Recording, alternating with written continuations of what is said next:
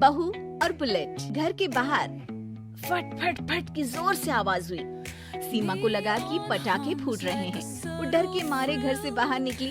देखा तो सामने योगेश यानी कि पतिदेव एक बुलेट बाइक पर बैठे हैं। अरे डर गई क्या? बाइक लेकर आया हूँ तुम्हें घुमाने के लिए। सच में? मुझे लगा पटाखे फूट रहे हैं। अरे पटाखे भी फूटेंगे और मिठाई भी बटेगी। माँ को तो बुलाओ। माँ भी बाहर आ जाती है। अरे योगेश बेटा, इतनी जल्दी आ गया। और ये गाड़ी किसकी है? साहब की है? हाँ माँ, तुम्हारा बेटा साहब से कम है क्या? मेरी है। अरे बेटा, इतनी बड़ी गाड़ी ले ली, इससे तो तू घोड़ा ही ले लेता। महंगी पड़ी होगी ना? माँ महंगी सस्ती छोड़ो और मिठाई लाया हूँ, गांव में बंटवा दो। अरे बंटवा क्यों दो? पीछे बैठो, गांव में बांट कर आते हैं। सब खुश थे।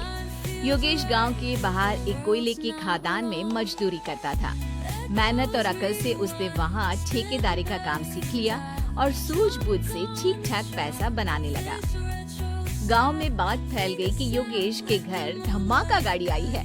ऐसी गाड़ी पहले कभी किसी ने गांव में तो देखी नहीं थी। योगेश और माँ गाड़ी से वापस घर आ जाते हैं। बेटा, बाबूजी ऊपर से देख रहे होंगे और आशीर्वाद भी दे रहे होंगे तुझे। वो होते तो उनको भी घुमाता माँ। पूरे गांव में नाच नाच के मिठाई बांटने जाते। जैसे मैंने नाच नाच के बांटी थी जब वो अपने लिए एक साइकिल लेकर आए थे। बस बस, बाबूजी दो बात भी सुनाते कि फटफट वाली फटफटी ले आया। सीमा आगे कहती है, अपने लिए तो ये गाड़ी ले आए और मेरे लिए? अरे ये गाड़ी तुम्हारे लिए ही तो है।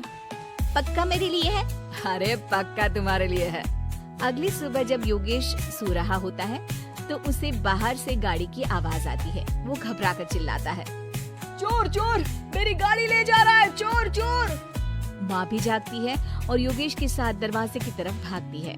जैसे ही दोनों बाहर निकलते हैं तो देखते हैं कि सीमा गाड़ी चला रही है। अरे बहू, नाक कटवाओगी क्या? ये क्या कर रही हो? अरे गिर जाओगी, ये क्या कर रही हो तुम? सीमा गाड़ी को रोक कर कहती है, सारे गांव में घुमा लाई, कहीं नहीं गिरी। क्या? सारे गांव में घुमा लाई? अरे लोग क्या कहेंगे बहू? सोचा क्या एक बार? यही कहेंगे कि कितनी अच्छी गाड़ी है। अरे तुम्हारे बारे में। हाँ, कहेंगे ना कि देखो कितनी अच्छी गाड़ी पर बैठी है। बहू गाड़ी रखकर योगेश और सासू माँ के पास जाती है। तुमने कब गाड़ी चलाना सीखा? हमारे बाबूजी के पास पुरानी स्कूटर थी, सीख ली। फिर स्कूल में एक मास्टर जी भी ऐसी ही गाड़ी लेकर आते थे, उन्होंने सिखा दी। हाँ, स्कूल के मास्टर आजकल यही सब तो सिखा रहे हैं। पढ़ाई का कुछ सिखाते तो कुछ भला होता।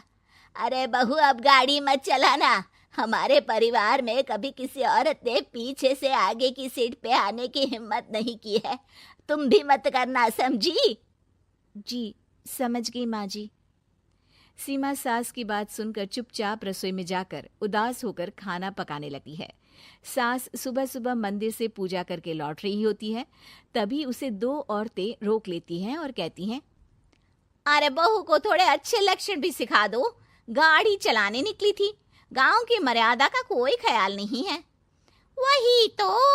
अरे पैसे आने लगे हैं तो क्या मतलब कि किसी रीति रिवाज को नहीं मानोगे? अरे समाज में रहना है तो समाज के ढंग से ही रहना पड़ता है। अरे लाज भी नहीं आई बहू को? चूल्हे चौके से निकलकर सीधे गाड़ी लेकर चौराहे चबूतरे नाप लिए, फट फट फट करते हुए। अरे कुछ कह देना उसे। अरे ये क्या कहेगी? बूढ़ी सास है, इनकी थोड़ी ना चलती होगी घर में। हाँ, बहू की ही चलती होगी, मर्जी भी और गाड़ी भी। सास सब सुनकर घर आती है और बहू को चिल्ला के बुलाती है, अरे नाक कटवा दी सबके सामने गाड़ी चलाकर। औरत जात गाड़ी नहीं चलाती। शहरों में तो 4 पहियों वाली गाड़ी भी चलाती हैं और हेलीकॉप्टर, हवाई जहाज भी। शहर में थोड़ी ना रहती हो मैडम साहिबा। आज के बाद गाड़ी से ही नहीं, यूं भी निकलना बंद तुम्हारा घर से। माँ सही कह रही है। कहीं भी जाना हो तो मुझे बता देना, मैं लेके चलूंगा।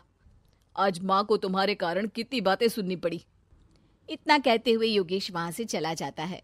बारिश की वजह से कारखाने के रोड पर कीचड़ रहता है, इसीलिए योगेश गाड़ी घर रख कर जाता है और किसी से लिफ्ट लेकर कारखाने पहुंचता है ताकि नई गाड़ी गंदी ना हो।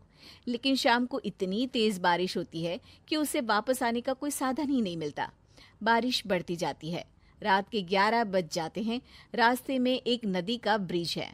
अगर उस पर पानी आ गया तो योगेश कारखाने में ही फंस जाएगा। पूरी रात भूखे प्यासे बितानी पड़ेगी। घना अंधेरा, बिजली की कड़कड़ाहट और तेज बारिश।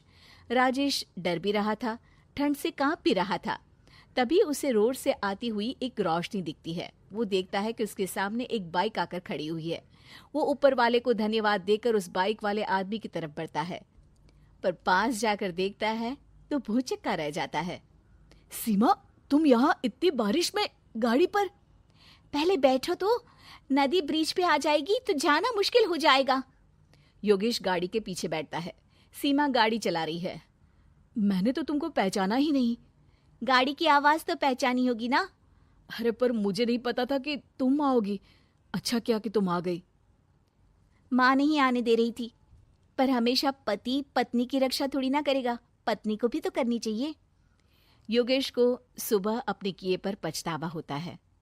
उसकी आंख में आंसू आ गए जो बारिश की बूंदों में बह गए थे। उसके बाद सीमा को सास ने और योगेश ने खुशी खुशी समाज की सीमा लांघने की मंजूरी दे दी। अब वो जहां भी जाती फट फट फट गाड़ी पे ही जाती।